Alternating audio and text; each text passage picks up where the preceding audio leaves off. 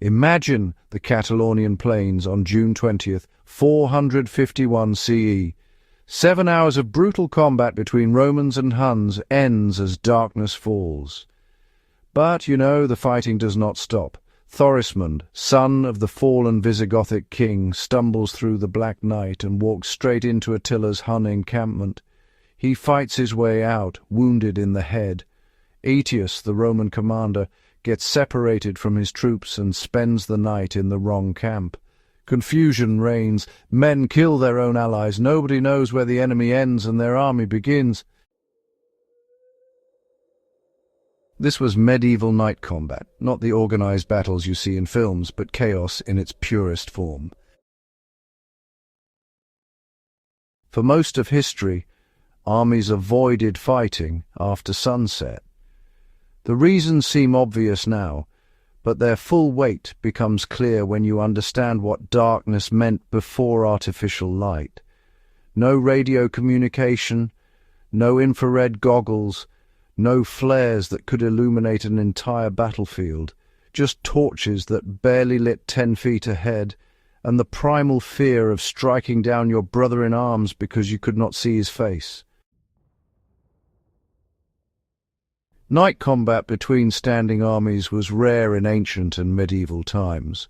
Night logistics were limited to carrying torches or navigation by what little light came from stars or moon.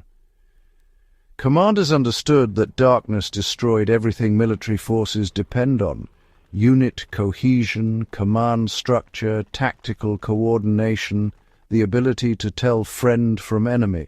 A well-drilled Roman legion that could execute complex maneuvers in daylight became a confused mob at night, each man fighting alone, terrified that the next sword thrust might come from the man beside him. Yet circumstances forced armies to fight after dark. Massive battles could not be resolved in one day, and, combat could not be cleanly disengaged as darkness fell, or prevented as armies camped near each other overnight. Sieges that lasted weeks, months, or even years were often fought day and night. When armies made contact in late afternoon, they had two choices: break off and risk losing ground, or press forward into the dying light and hope for the best. Most chose to disengage. Those who did not often regretted it. The most basic tool for night combat was fire. Torches, braziers, campfires, anything that burned. Yet fire as illumination was, paradoxical. Hold a torch and you create a target for enemy archers who can see you clearly while you remain blind beyond your small circle of light. Your night vision vanishes. Everything outside that flickering radius becomes impenetrable black. Fire does not reveal the battlefield. It creates islands of light surrounded by deeper darkness. Burning pitch and oil-soaked arrows served dual purposes. They were weapons first, illumination second. During the Three Kingdoms period in China, night raids on camps, forts and cities were honestly quite common. The Battle of Red Cliffs and the burning of Liu Bei's camp are examples of fire used in night raids. A volley of flaming arrows arcing through the night sky could momentarily expose enemy positions, show troop concentrations, reveal defensive works. But the light lasted only seconds.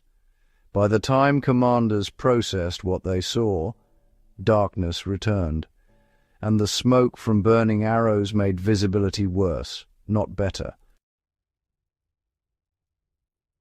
Armies that needed to move at night developed clever deceptions. Some maintained campfires with skeleton crews, while the main force marched in darkness to attack from unexpected directions. Ancient accounts describe commanders tying torches to cattle horns and driving the beasts forward, creating the illusion of a massive army advancing.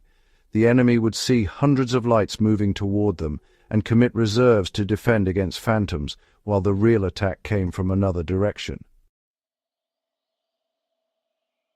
The night before the Battle of the Catalaunian Plains demonstrates the confusion.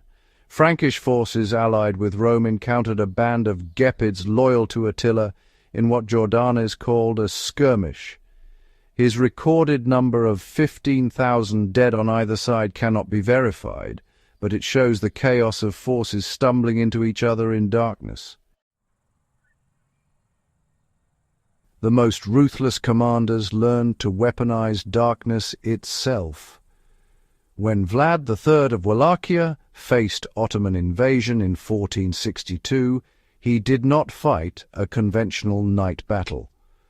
On June 17, 1462, Vlad launched a surprise night attack on Mehmed II's Ottoman forces camped outside the Wallachian capital.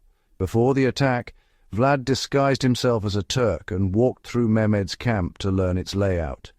The attack came in pitch black, illuminated only by scattered torches. Ottoman soldiers had been ordered to remain in their tents to prevent panic. When the Wallachian assault hit, confusion paralyzed the defenders. Men did not know which direction to fight. The sound of combat seemed to come from everywhere at once. By dawn, thousands lay dead.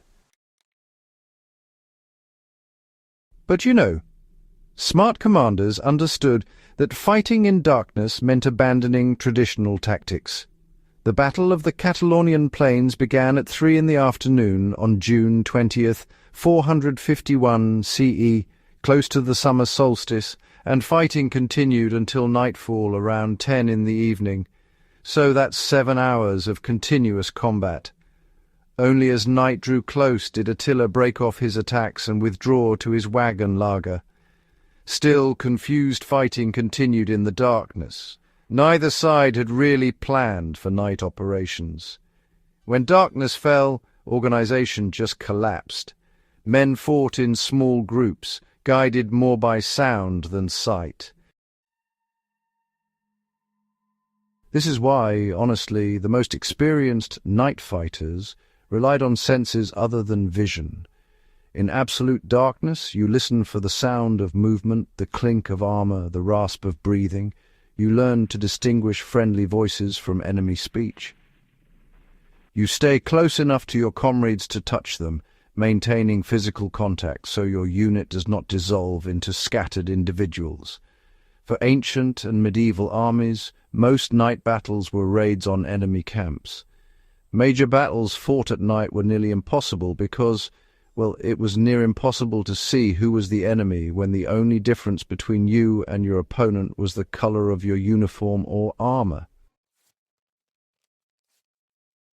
Some armies, over time, developed identification systems for night combat. Passwords changed daily. There were challenge and response protocols where sentries would shout a question and wait for the correct answer before striking. These systems saved some lives, but honestly, they were far from perfect. In the heat of combat, with adrenaline pounding and fear overwhelming reason, men forgot passwords. They struck first and identified later. Friendly fire casualties in night engagements often exceeded deaths from enemy action. The most brutal tactic was, setting entire villages or structures aflame to create battlefield illumination. When armies needed to see during night operations, they just burned whatever they found. Captured towns, forests, granaries, anything combustible became sacrificial light sources. The flames could actually light an area for hours, turning night into day, but of course this came at a cost. The smoke, you see, obscured as much as the flames revealed. The fire spread unpredictably, and destroying infrastructure meant armies couldn't use those resources later. Nature provided the best illumination, when commanders learned to exploit it. A full moon absolutely transformed night operations. Night logistics were limited to carrying torches or navigating by what little light was provided by stars or the moon. Smart commanders consulted almanacs and planned their campaigns around lunar cycles. A clear night with a full moon gave perhaps 20% of daylight visibility. That was enough to maintain formations, enough to identify standards and banners, enough really to coordinate large-scale movements without torches betraying positions. Winter campaigns added another dimension, honestly. Fresh snow reflected moonlight and starlight, doubling the available illumination. Open terrain covered in white became almost navigable at night. Armies moving across snow-covered plains could maintain cohesion and spot enemy forces at distances impossible in summer darkness. But winter brought other problems. Noise discipline became absolutely critical because sound carried further in cold air. The crunch of boots on frozen ground announced your presence. Breath steamed in the cold, creating visible puffs that gave away positions. The psychological toll of night combat, well, it really exceeded the physical danger. Even veteran soldiers, those who could hold their formations under withering arrow fire in daylight, would sometimes break and run when fighting in darkness. The inability to see the enemy, or even to know how many faced you, and not being able to understand the battlefield situation, it just shattered morale. Medieval chronicles actually describe men literally dying from fear in night engagements, with their hearts giving out from terror before enemy blades even touched them. Commanders who mastered night operations, they gained enormous advantages.